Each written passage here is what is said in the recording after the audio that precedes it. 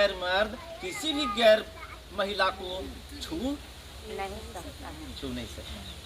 ये लिखा हुआ है ऑलरेडी, ये लिखा हुआ है। लेकिन जब संविधान नहीं था उसके पहले क्या लिखा हुआ था? नहीं लिखा हुआ। अधिकार मिला। यदि संविधान के पहले क्या हमारे महिलाओं को पढ़ने का अधिकार था? अब आइए, संविधान कब लागू हुआ? जो 10th में पढ़ रहे, अभी बोली 10th में पढ़ रहे हैं, संविधान कब लागू हुआ? भारत का संविधान 26 जनवरी 1950 को लागू हुआ। नमस्कार, आप देख रहे हैं संगम भारत और आज हम औरंगाबाद ज़िले के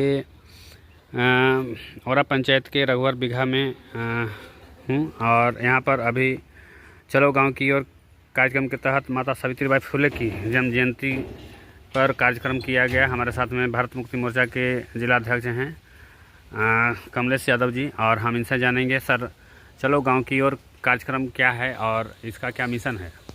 बहुत बहुत धन्यवाद। ऐसा है कि हम लोग चलो गांव की ओर एक अभियान चला रहे हैं और हम लोग प्रत्येक गांव में जा जाकर महिलाओं को अपने अधिकारों के प्रति जागृत कर रहे हैं। और आज के डेट में महिलाओं पर जो अन्याय अत्याचार हो रहा है उसका मुख्य कारण है अपने अधिकारों को नहीं समझना।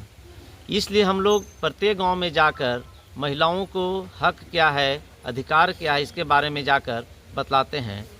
और रही बात कि ये जो महीना चल रहा है, राष्ट्रमाता सावित्रीबाई फुले का जन्म जयंती का महीना चल रहा है और ये पूरे महीना चलेगी कार्यक्रम।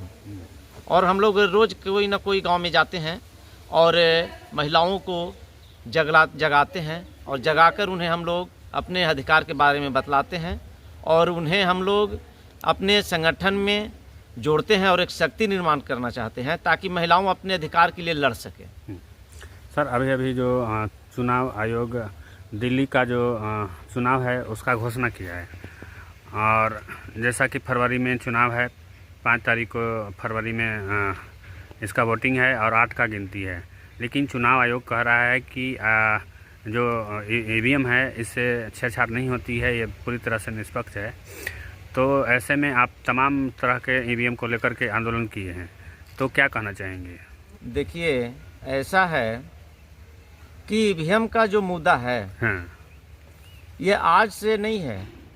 ईवीएम के मुद्दा सबसे पहले हमारे संगठन के लोग 2014 में ही इसका आवाज़ उठाया था और आज तक हम लोगों ने ईवीएम के खिलाफ में लड़ाई लड़ रहे हैं।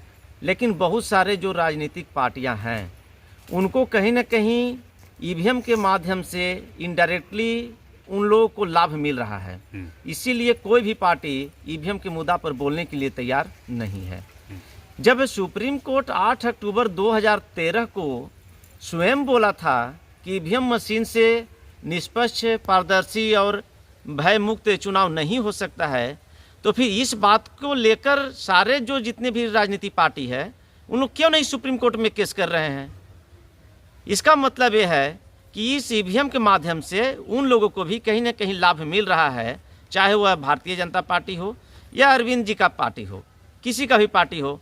एक समय में कांग्रेस जो है कि धोखाधड़ी किया था ईवीएम से, आज बीजेपी कर रही है। क्या फ़र्क पड़ रहा है? सत्ता तो इन्हीं दोनों के हाथ में है ना। कभी बीजेपी आती है, कभी कांग्रेस आती है। यानी कि किसी भी पार्टी का कब्जा हो, लेकिन भारत पर राज्य तो ब्राह्मण ही कर रहा है ना, आरएसएस के लोग ही कर रहे हैं ना। इसीलिए हम लोगों ने भी ईवीएम के खिलाफ में एक आंदोलन चला रहे हैं और आने वाले दिन में ईवीएम के मुद्दा पर हम लोग जेल भरो आंदोलन और भारत बंद जरूर करेंगे। तो चुनाव आयोग तो कह रहा है कि इससे गड़बड़ी होता ही नहीं है, ये फालतू की बातें हैं। तो आखिर चुनाव आयोग ऐसा क्यों कह रहा है? ऐसा है कि जब सुप्रीम कोर्ट का जो फैसला आया था उस समय भी चुनाव आयोग एक्सेप्ट कर लिया था और 2014 के जो चुनाव होना था उसको इलेक्शन कमीशन को कहा गया था कि आप वीवीपैट के माध्यम से चुनाव करवाइए। तो क्यों नहीं चुनाव आयुक्त इस बात को माना था सुप्रीम कोर्ट को? इससे सिद्ध होता है कि चुनाव आयुक्त भी राजनीतिक पार्टी से मिला हुआ है। इससे सिद्ध होता है। तो फिर चुनाव आयोग तो क्यों इस बात को लड़ाई लड़ेगा? वो तो राजनीतिक पार्टी से मिला हुआ है ना, इसलिए वो भी इस बात को नहीं स्वीकार कर रहा है। क्या कहेंगे चुनाव आयोग को? चुनाव आयोग तो एक तरह से कहा जाए कि जिस तरह से राजनीतिक पार्टी ईवीएम का चोर है, कहा जा सकता है कि चुनाव आयोग तो चोरों का सरदार है, ये कहा जा सकता है, इस बात से प्रमाणित है। अच्छा, चलिए बहुत धन्यवाद हमसे जुड़ने के लिए। देखते रहें हमारे चैनल संगम भारत को। धन्यवाद।